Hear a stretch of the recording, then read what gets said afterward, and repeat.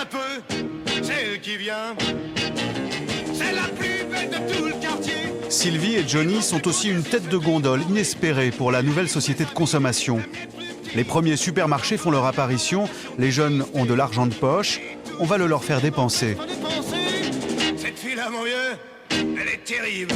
Les copains sont avant tout des consommateurs, surtout pour les commerçants qui font la mode en fabriquant pour eux une marchandise sur mesure. On leur vendra du Johnny et du Sylvie. C'est les fameuses 30 glorieuses. On consomme, ça y est, on arrive à émergence. La France commence à être un pays qui va plutôt pas mal. Et donc, quand il va pas mal, on achète des disques, on achète des vêtements, on sort, on va au cinéma. C'est la première fois dans l'histoire de l'humanité qu'il y a des enfants qui gagnent plus d'argent que leurs parents. Ça s'était jamais arrivé, ça. Pour la première fois de l'histoire, les jeunes ont même une émission de radio qui leur est destinée.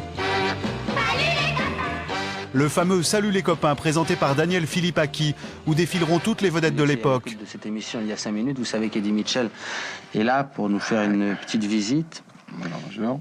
Eddie a enregistré des nouvelles chansons. Eddie, Sylvie et bien sûr Johnny.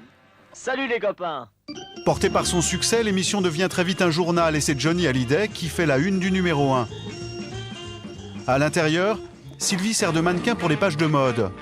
Elle présente un petit chapeau vendu 10 nouveaux francs chez Prise Unique.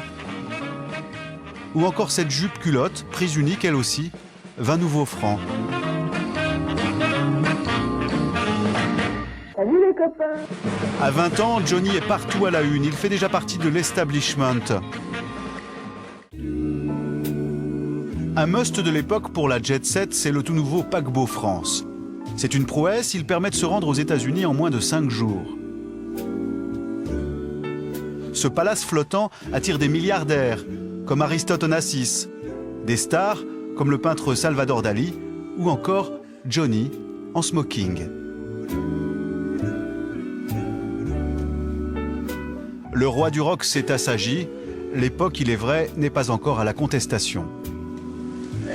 Bonjour, mesdames et messieurs, je suis ravi de vous voir.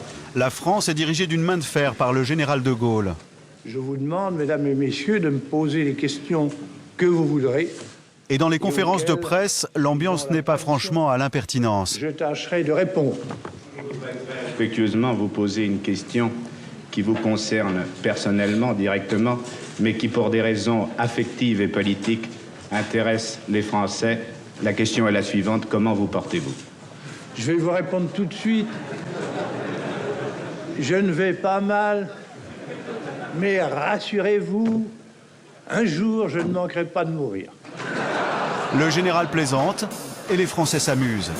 Venez les copains, tapez les mains, ouais, j'y vais bien mettre pas. Rythme le twist. Et ils dansent le twist sur fond d'une prospérité retrouvée. Avec les 30 glorieuses, c'est le boom des loisirs, des week-ends. Les résidences secondaires se multiplient. En 1965, près de la moitié des Français partent en vacances, alors qu'ils n'étaient qu'un tiers 5 ans plus tôt. Et le chômage n'existe pas. Johnny colle bien à l'insouciance de cette France qui profite de son temps libre. Le dimanche, il monte à cheval et affiche sa réussite. On va l'arrêter, hein? Voilà, ça y est. Quand vous aviez 14 ans, vous pensiez déjà au loisir que vous auriez à 20 ans? Non, j'espérais. C'était un rêve pour moi. Il y a beaucoup de gars qui, par leur travail, sont obligés de faire un peu ce que leur patron veut ou ce que leurs parents veulent. Et moi, j'ai travaillé pour réussir. Je me débrouille pas trop mal et ça me permet de faire ce que moi j'ai envie. Je ne dépends de personne, c'est surtout ça qui est formidable. Pas de compte à rendre, mais Johnny reste un citoyen. À 21 ans, l'âge de la majorité à l'époque, il est appelé sous les drapeaux.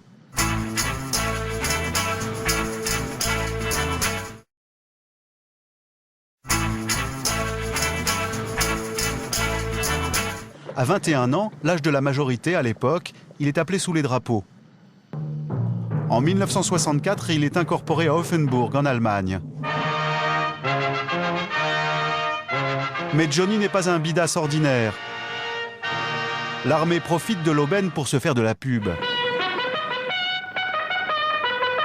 Ce fringant sous-officier, c'est le sergent Jean-Philippe Smet, plus connu dans le civil sous le nom de Johnny Hallyday. Mi-tour à droite, droite, à droite, droite. Alors Aronnax, on sait plus où est la droite? L'armée utilise à fond l'image du jeune chanteur. C'est un moyen de redorer son blason terni par la guerre d'Algérie. 1, 2, 3, 4. Ah oui, que je suis à mon aise quand j'ai mamie auprès de moi, de temps en temps je la regarde et je lui dis embrasse-moi, embrasse-moi. C'est bon pour les deux camps. C'est très bon pour l'image de Johnny Hallyday. D'une certaine manière, ça le respectabilise. Il s'est coupé les cheveux, il porte plus l'uniforme, tout va bien. Et puis pour l'armée, c'est la démonstration qu'effectivement, il y a une égalité totale. Hein. C'est pas parce qu'on est une star qu'on ne doit pas porter l'uniforme. C'est d'ailleurs sous l'uniforme qu'il sort l'un de ses plus grands tubes, Le Pénitencier. Pour moi, ma mère a donné sa robe de mariée. Il a beau être à l'armée, le sergent Smet continue à partager sa vie avec la France entière. Lundi 12 avril 1965, mini-émeute à Loconville, dans l'Oise. Toute la France a les yeux rivés sur Johnny, qui a obtenu une permission exceptionnelle. Jean-Philippe Smet, 21 ans, épouse Sylvie Vartan. Elle n'a que 20 ans, elle est donc mineure, mais elle a obtenu l'autorisation de ses parents.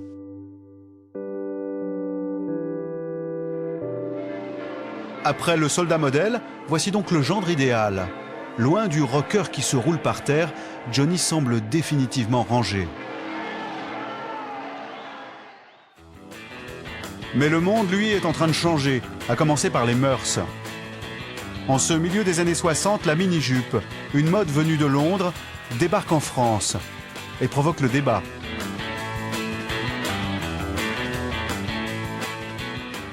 L'humoriste Fernand Reynaud en a même tiré un sketch. René Caron, tout à l'heure, je crois que le plus grand événement qu'il y a eu, n'est-ce pas, parlons sérieusement, je crois que c'est la mini-jupe. Seulement, tout de même, et c'est là où je me permettrai de vous donner un conseil, mesdemoiselles, faut tout de même pas exagérer. Parce que nous, les bonhommes, même quand on a une quarantaine d'années, on ne demande rien à personne. On monte les escaliers, on voit des filles de 16-17 ans qui virevolent devant route, et des fois, on a envie de porter plainte pour détournement de majeur. La libération sexuelle, c'est le grand combat de l'époque. Il faudra 6 mois de débat houleux à l'Assemblée nationale pour qu'en 67, la pilule soit enfin légalisée. Avez-vous une fille? Non, un garçon. Si vous aviez une fille, vous lui donneriez l'autorisation à 18 ans? Absolument pas. La pilule, moi je suis plutôt pour. Je trouve que surtout dans certains cas où il y a déjà trop d'enfants, 5 ou 6 enfants, c'est quelque chose de nécessaire.